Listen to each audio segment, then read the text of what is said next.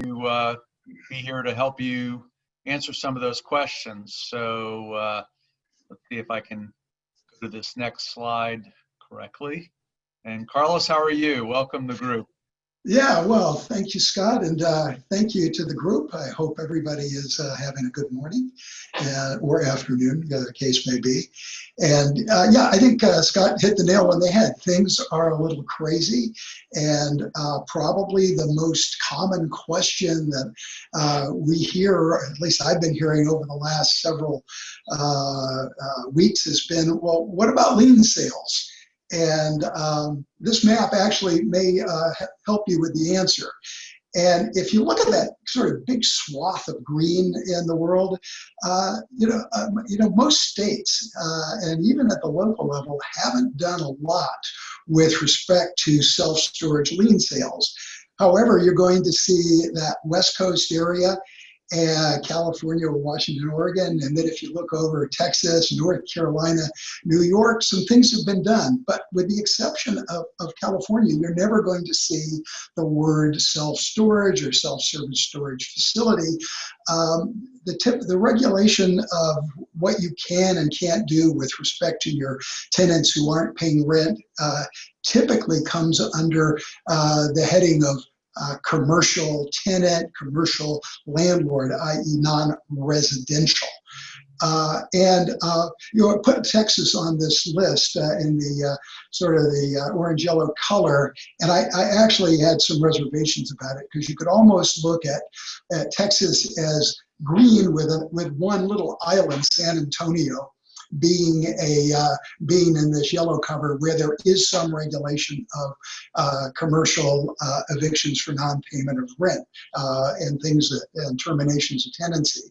And that's one of the problems that you're going to have to deal with, because an awful lot of this happens not necessarily at the state level, but also at the county and even the municipal level. And so as you're gearing back up, you might be thinking of doing lien sales again. Again, in most states, this is not going to be a problem. You can do them, and there's not a state or even a local regulation that we're aware of. This is a moving target, so it's wise to check before you start your lien sale process, just to make sure.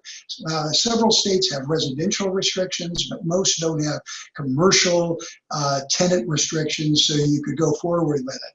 Two states that are very tricky, very difficult, are North Carolina and Oregon. And the reason those states are difficult is because they have pretty much a moratorium with respect to all commercial rentals right at the moment. And I know Oregon extends through the end of September.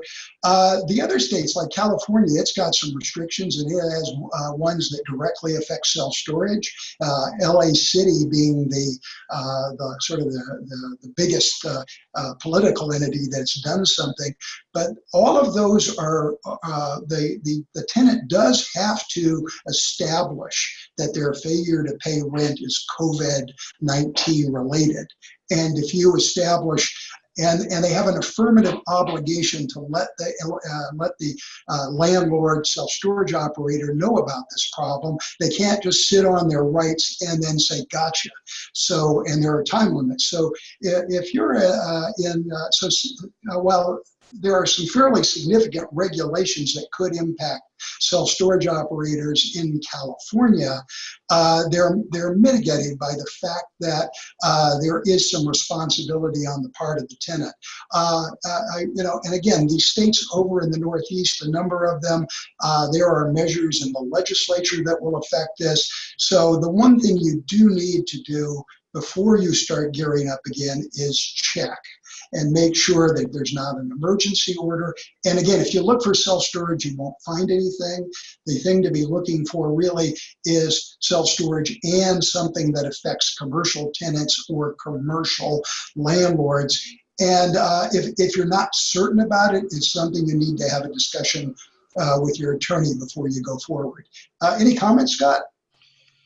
Well, that's a lot of information, Carlos. I'd like to step back a little bit for the folks that recognizing that there are protections in place, primarily, just like you said, to distinguish between residential and commercial. A lot of the energy that's being pushed out there about protecting tenants goes to the restriction on trying to evict residential tenants from their homes and apartments. So there's been a lot of press about the fact that we're limiting the evictions of tenants, and that doesn't, as you said, doesn't necessarily implicate self-storage tenants.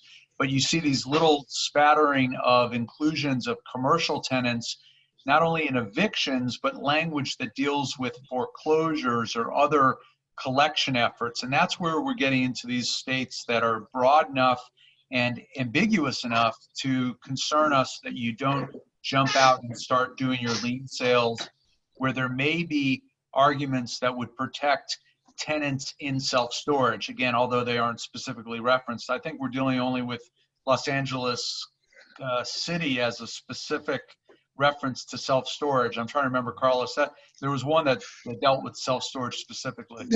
Yeah, that was self-storage specifically is LA, City of Los Angeles, Pasadena, Ontario, and the city of Lafayette, which is in Northern California. Again, it's even in California, it's rare. It's just that LA City is so big that just in terms of population and number of facilities that it gets your attention. And just like you said, Carlos, so our recommendation as we talk about the big topic of lien sales with self-storage is recognizing that there's this underlying stress point about evictions, and understand that you're not doing, generally, you're not doing an eviction of a self-storage tenant, you're doing a foreclosure of your lien. So it's not a limit on evictions, being that that's not the same thing as a lien sale. Evictions are a court process. The lien sale is your statutory enforcement right to sell your tenant's goods. They're very different. You may have some crossover in states like California, where if a tenant files a declaration of opposition, then you have to go to court, and that puts you in that same world of an eviction. But generally, you're dealing with your statutory right, and you're dealing with it being completely different from residential.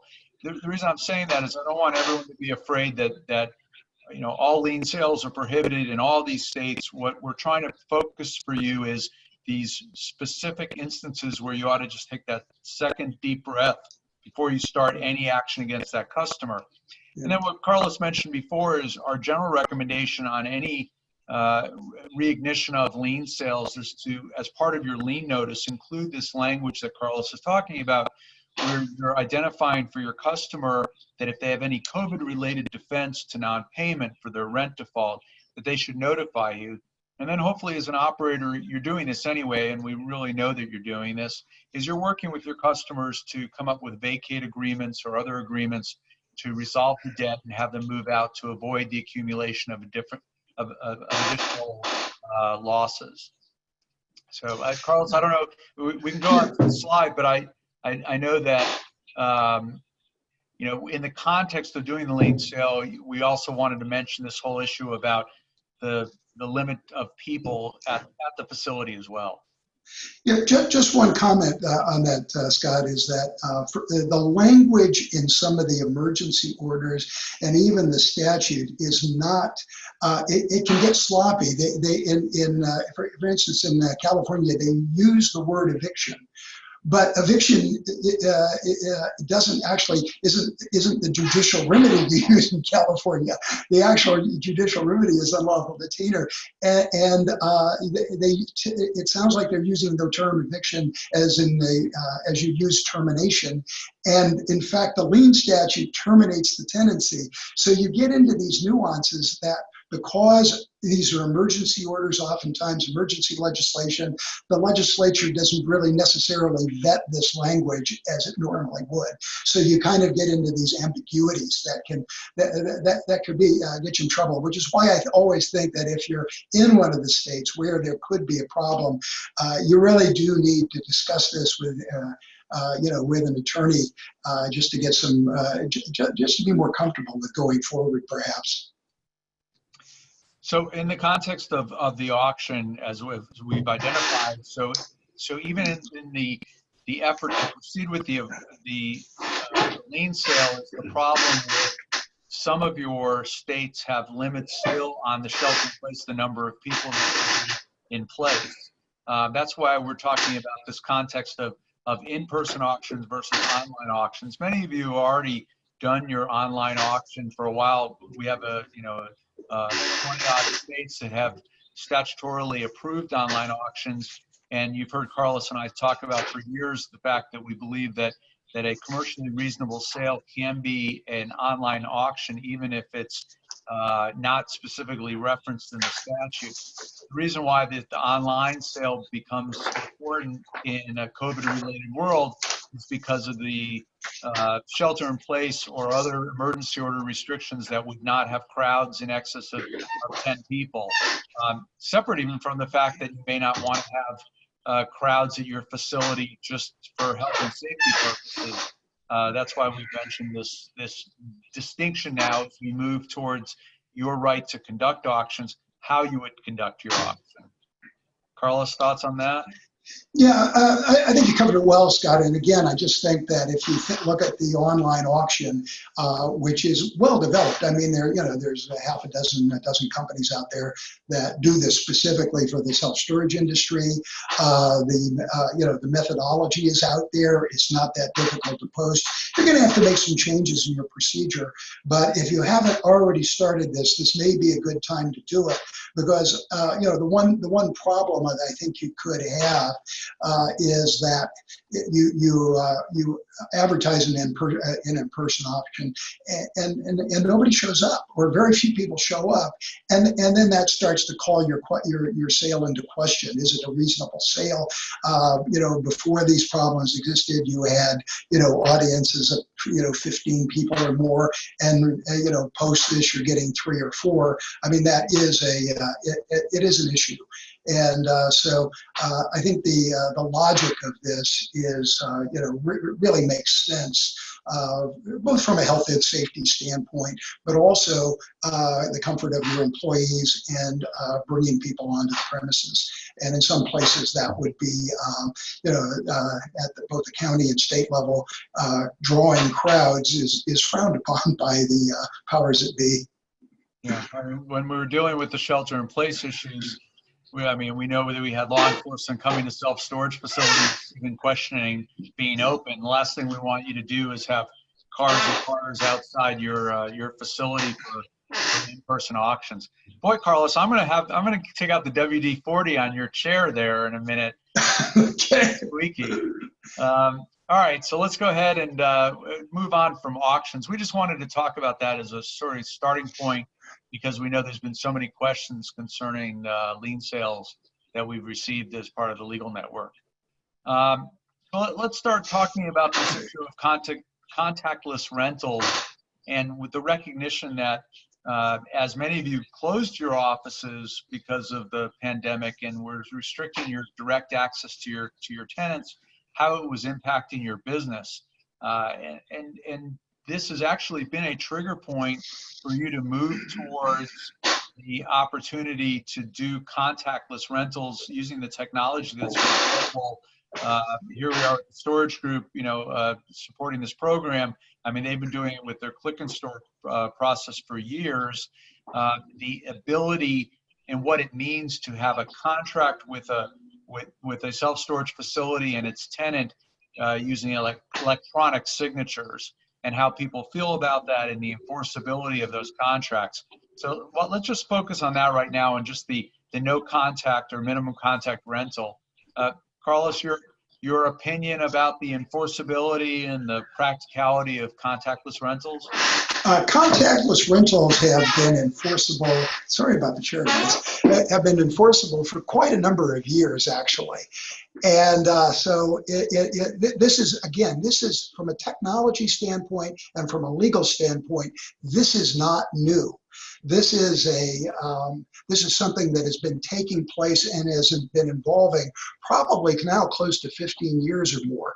But electronic contracting and the execution of a contract remotely is legal. In fact, it is done every single day. I used to use the example of you buying an airline ticket, probably not the best example anymore since nobody seems to fly. But again, we've been doing contracts for a long time, and a self-storage contract is something that you can do. There are rules that you have to follow, and those are both at the state and federal level. But the idea is that if you basically have an association where it is clear that the person is agreeing to this document, I agree to that, and click, they scribble something, they do something that indicates their assent, that is a binding contract. And that is, there's no problem with that. You may want to make some changes to your rental agreement that reflects this idea of an electronic contract, an electronic signature. It's not complicated. It's just a paragraph letting your customers know that they're entering into a binding electronic contract. So just keep in mind that this is there. The technology is there. There is a lot of, there's electronic signature companies are out there. I guess DocuSign is the one everybody sort of knows the best, but there are a number of these companies that you, again, offer this service. So this is nothing new. And when done properly, these contracts will be binding on the parties. Scott? Yeah, it's interesting because the sort of the historical perspective of self-storage with a tenant coming into an office, signing a document, having a conversation with the manager, it is certainly acceptable. It's historical. It's what we've known in our industry for decades. This shift towards the recognition that a customer could rent a space, have a real estate transaction with a tenant, with a document that's executed via mobile app or a website, is sort of something to just sort of accept and get into and recognize as legal in our industry. And again, the shift to the pandemic to support the fact that we were separating our managers from the customer in the office created that stress point, understanding that that is now just a simple electronic contract. Now, we know there's points about this that people have questions about, like verifying the identity of the tenant. How do I do that if the tenant's not in front of me to know who they are? How do I process that? But the same technology that allows someone to present their driver's license in an office gives you the opportunity to take a customer to take a photograph with their smartphone of their driver's license and upload that, or other systems that many of you have with your contactless programs that can include a verification of identity. It's just that the steps may be different than what they would be if someone was in an office, but we just want to reiterate the fact that as we move towards this clear new normal, that the contactless rental is one of those factors, and we support it, and it's enforceable and it's legal. And we encourage you to look at the different vendors that are offering these products and supporting this as part of your business. Yeah, and in some ways, a contactless rental is better in some respects than one where you're having an interchange between a live person, because that interchange between the computer and the tenant is always the same. It never varies. The information conveyed to the tenant is identical in every single. And it gives the owner in these situations the ability to better control that exchange between here's what you're being offered, here is the information you have to give us, than might happen in a conversation where things can get off track from time to time. So just realize that aspects of this can be very helpful in your business and with respect to having this uniform contracting method. That's a great point. And I love that, because I've had cases over the years where the tenant has said, well, the manager told me this, so the manager told me that, and I relied on that. And Carlos is right. I mean, when you move towards a contactless rental and it's electronic execution of the document, all of those other parole-related conversations, separate-related conversations go away. So actually, that's a great point, Carlos, and another reason to support this shift in technology. Yeah. In that same context, we wanted to talk about email as another contactless communication point. So Carlos, tell us the attributes of email and self-storage. Well, the one thing to realize is that an email exchange is a writing. The history of this, if you look at the court opinions and things like that, emails are writings, and sometimes people actually have entered into contracts via email, and they may not have intended to do so. So, but an email is a writing, just like if you send a note, wrap it around a block, and throw it through the facility office's window. But it is a writing, and realize that you can do a lot of your routine type of communications via email without a problem, both between the owner to the tenant and the tenant to the owner. So rent increases and can be done on email. Change of terms can be done via email. Late fee letters can be sent out, or late letters can be sent out via email. The one area where you get into some regulation is when you get into Oh, you went mute, Carlos. You went mute. Oh. I'll have to start talking for Carlos because he just went mute on us. Sorry. I hope he can fix that, but maybe not. He's still talking. I tried to fix it and I can't do it, Scott. Okay, Carlos, I hope you can hear me. I'm sorry, guys. There you go. Where did I leave off? All that wisdom we lost you. on you for a minute. Go ahead. Uh-oh. You were talking about email, Carlos. You're there. Well, let me go on while he's. Uh-oh. 1, 2, 3. 1, 2, 3. We can hear you. I can't hear you, Scott. Okay. Well, I don't know why. I'll let Steve work on that. I'm going to move on so we keep the crowd happy here. 1, 2, 3. What Carlos was talking about with regard to the email issue 1, 2, 3. Is that we want you to feel comfortable about using email as compared to postal service letters for anything other than your lien notice. Your lien notice is governed by your state law.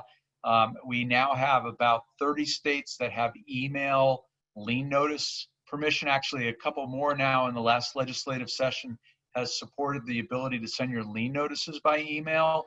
That's just checked by 1, 2, 3. Based upon your email statutory guidance will tell you.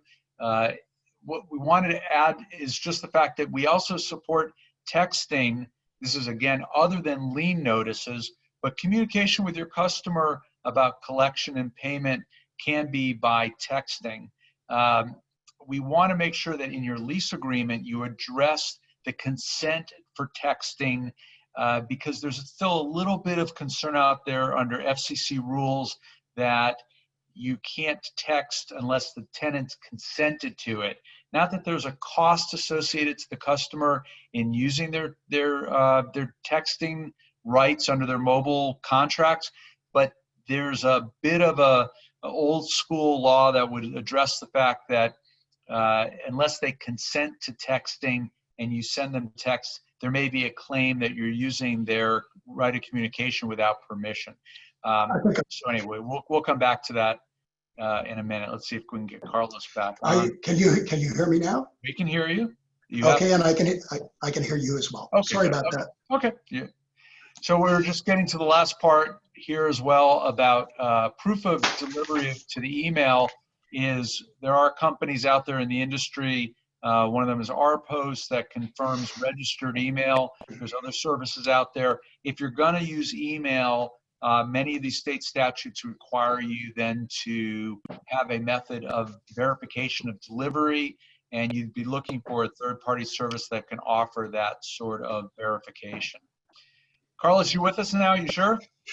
I am with us, and things seem to be pretty good. Okay. At All right. least I hope so. We're going to move on because I know we were trying to save time for questions. We want to move through the slides. This next issue is pricing restrictions.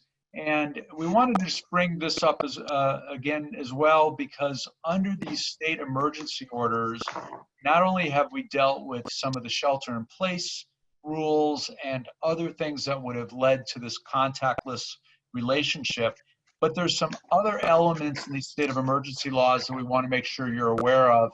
And one of them is your pricing for your product for the rental of the unit, and what you can do in terms of increasing those pricing for the units during an emergency period.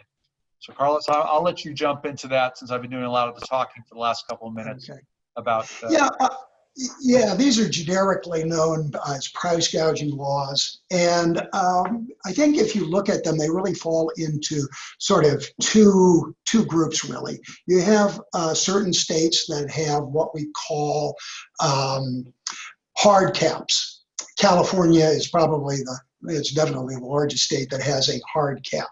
And once a state of emergency has been declared at a county or state level, this hard cap goes into effect. It is 10%, and it's strict liability. You can't raise prices during the emergency more than 10%. And this has never really been a problem in self-storage in the past, because these were of relatively short duration. 2-3 months they might last, and then they would expire and things go back to normal. But in fact, we've had situations where these now have persisted for several months, and in some counties in California, in fact, for years. The other type of cap is what we might call a soft cap. And I think Texas is a good example of this. They don't have a particular rule that says you can't raise prices more than a certain amount after an emergency. However, actions have been brought in the state of Texas by the Attorney General for price gouging. And a couple of examples is during the hurricane season, there was a period in which a gas station raised the price of gas from under $3 to $9. Now, I don't, and a suit was brought against that gas station for raising prices so much after the declaration of a declaration of an emergency. Very recently, we saw the same thing with the current types of current state of emergency involving the sale of masks. These were the medical grade masks, and there was an auction site that theoretically was auctioning them off for like 10 times what they normally sold for. So if you look at a state like Texas, they tend to spend their time, and I think as a way of doing things, they tend to look at what we might call fairly obvious and egregious situations of what most people would think of as price gouging. If you're doing your normal 6% rate increase during this period, or 8% or whatever it is, but your normal increases, it's probably not going to be an issue in these other states where they don't have these hard rules. So if you're in a state that has a hard cap, you have to be very careful. But even in states that don't, realize that there is some regulation. Ideally, these things are supposed to expire after a relatively short period of time, but we're seeing situations with the current emergency where it's it has been pushed out for quite a ways. Some of them, I know one that doesn't expire until the end of September. I think that's in Oregon, just to give you an example, and it could be extended. So we don't really know how long this emergency might last. Scott?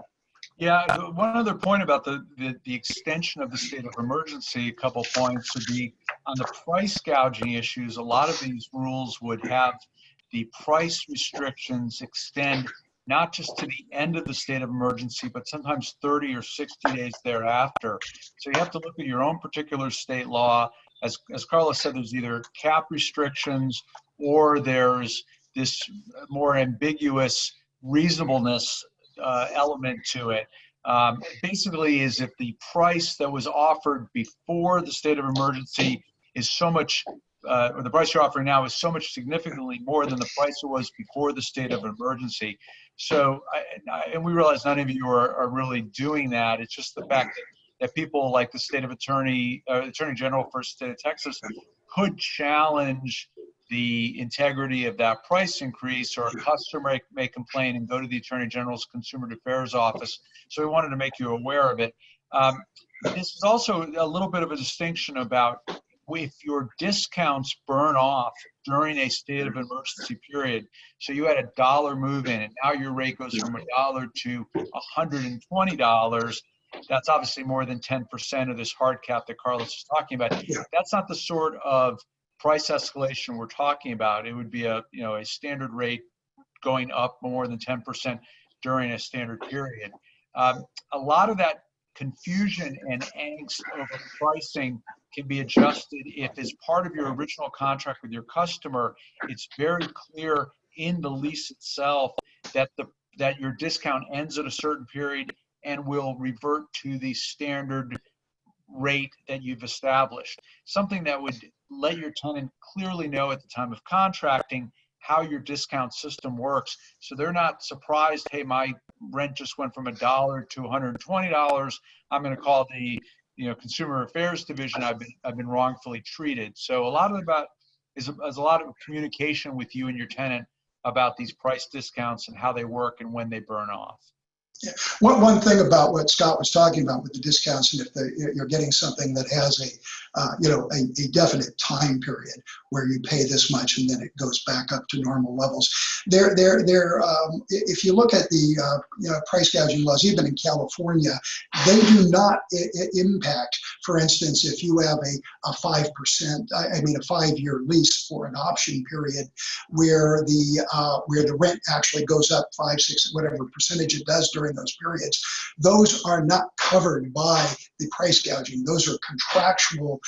Those were already bargained for within the context of the contract. So let's go to the last slide, because again, I know we want to spend time for questions, and I can see that there's a few of them brewing. Lastly is this issue of late fees.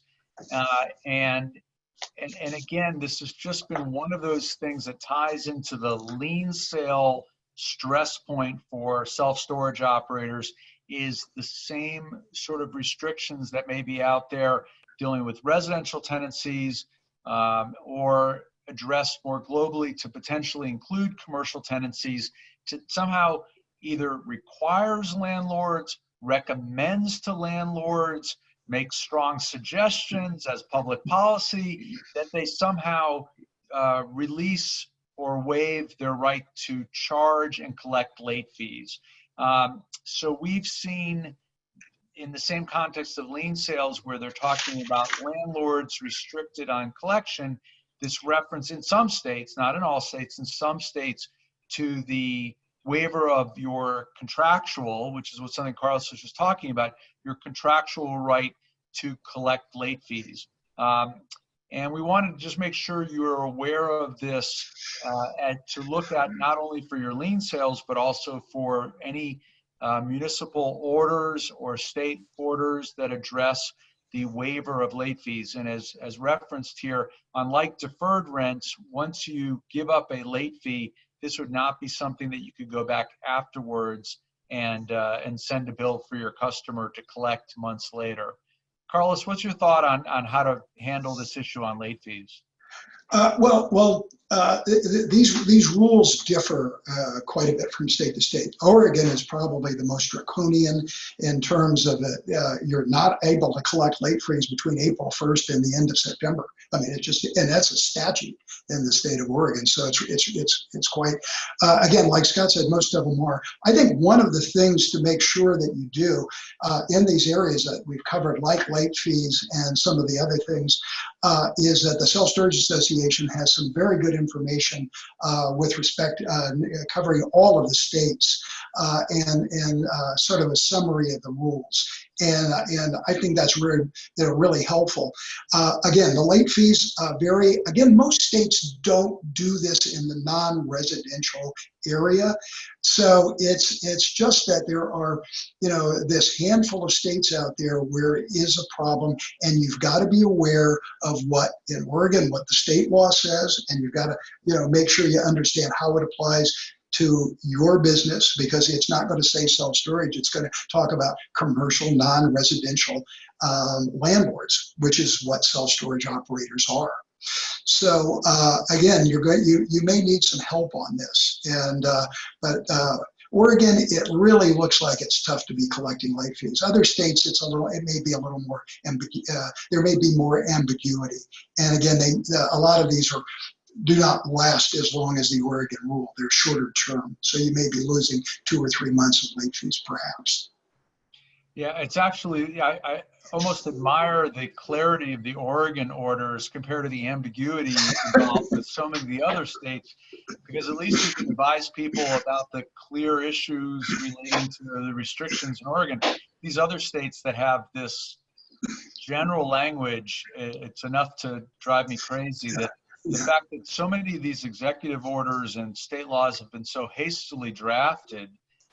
Again, in the context of trying to prevent residential tenants from being evicted in the middle of a pandemic, we certainly understand the last thing we want are a lot of people on the street evicted from their homes and apartments in the middle of a pandemic. And it affects you guys as operators and self-storage facility owners, because you're still a landlord, and the language of these orders and laws impact you as a landlord. So, and the other concern, obviously, and what we fear most, is that you would not consider these restrictions, charge the late fees, have the tenant not pay the late fee, and then proceed to a lien sale, which is based upon the violation of law that you charged these late fees. I have to say this before I forget, is that if you have a tenant that is paying his rent, but not his late fee, I'm certain, I'm comfortable that you would not be selling any tenant who otherwise is paying his rent, albeit late, and just not his late fees. We're in a different time period.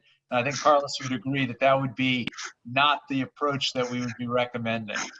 I don't think you should do that even in normal times. If you're getting a $200 rent payment and you have this persistent balance of a $20 late fee, probably not a good idea to be thinking about your lien remedy. Yeah, so I think we're all in agreement on that.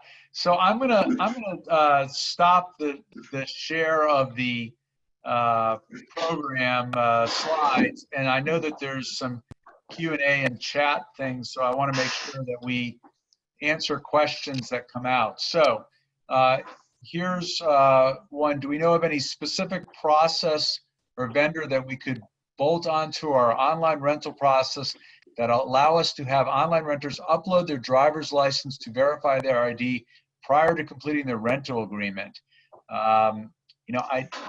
I don't know, Carlos, do you know a specific vendor? I know that there is a clear way of doing that. There's going to be a seminar on contactless rentals later today. And I think that they probably have that information as to who the companies are that are providing these services. Yeah, I mean, I would certainly include our host, the storage group, in their program. Yeah. That might answer that question right there. Next question, is there a place online we can go to find out what our state or county laws are for storage facilities during this time, or in general for guidance? Self-Storage Association website's got a great state-by-state summaries of exactly what is happening in the lien sale area, I believe the price gouging area, and on the late fee area. Yeah, so that obviously, and I know that Joe Doherty and Daniel. Sorry? Dan Bryant. Yeah, are working hard to update that SSA website under SSA News with regard to the particular issues dealing with the pandemic. If your question is more general as to making sure that you have a current copy of your lien law, that you're following for compliance purposes. I believe it's also available on the SSA website or your state association. Many of those state associations have uploaded their current lien laws. If you can't find them, I'm sure you can contact Carlos and I through the Self-Storage Legal Network to obtain a copy of the statute as well. Yeah, the SSA has in their public library, they have a list of all of the states, and you can just click to the statute, and they do a pretty good job of trying to keep that as current as possible. Great, okay, perfect. All right, so let's there's some other in the chat. Let's see if these are anything to do with questions, and if not, I know that there's some other comments here. Well, we also got a great comment, or they probably, all attendees saw this, about using charity storage for their storage units if they're doing a lien sale and they have extra property. Of course, that's always a great option, the charity storage route. While we have this opportunity to talk with some operators, wanted to also address some of the concerns about health and safety at your facility. It kind of goes in line with the contactless rental piece. Even though you're signing up your tenants remotely and they're paying remotely, they are coming to your property, and there is a certain amount of responsibility that you have to maintain your property with a certain new level of hygiene and sanitation to protect the people that are coming onto your property. Carlos, any thoughts on maintenance logs and records for that purpose? I think that with the office itself, I think you start with the idea that that is a retail outlet, because you sell product oftentimes out of that. You're doing rentals, you're doing retail type activity when you're dealing with out of the rental office. And I think you typically would follow the rules in a place. I know the Center for Disease Control actually has guidelines for reopening small businesses that are really directed towards health and safety of them, and just sort of ideas of trying to keep sanitation and just people who are working in that environment to wear masks, limiting the number of people who come into the office at any given time. Realize self-storage offices are often not very large, and so the number does need to be controlled. But I think if you just sort of follow some of the basic guidelines that are out there,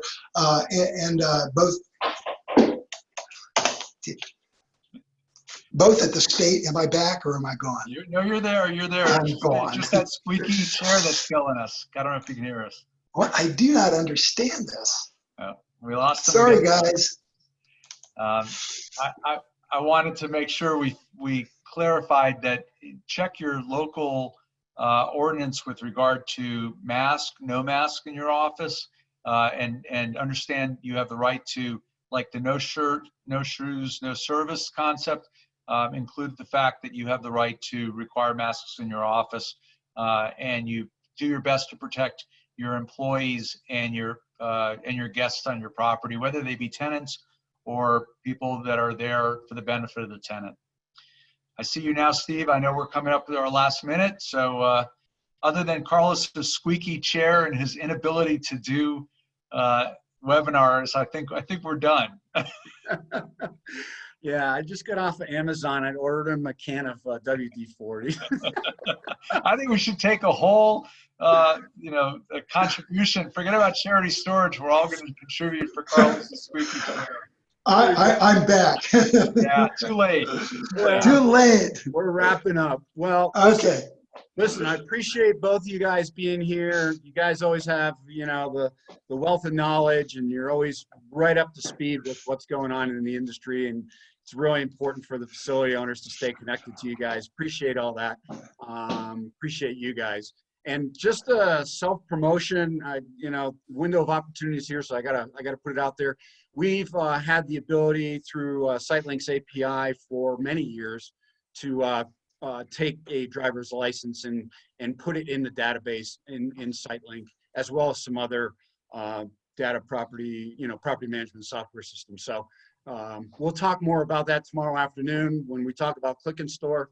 But just to answer the question, I thought it was a great opportunity for me. I knew it had to be out there, and if you guys didn't have it, I was pretty surprised if you didn't have it. So that's great to hear. Certainly do. Well, again, thank you both for being here, and we'll catch you next time around. Somewhere. Great. Thanks, Okay. everybody. Be Thank safe you. out there. All right. Yeah, I know. Okay, so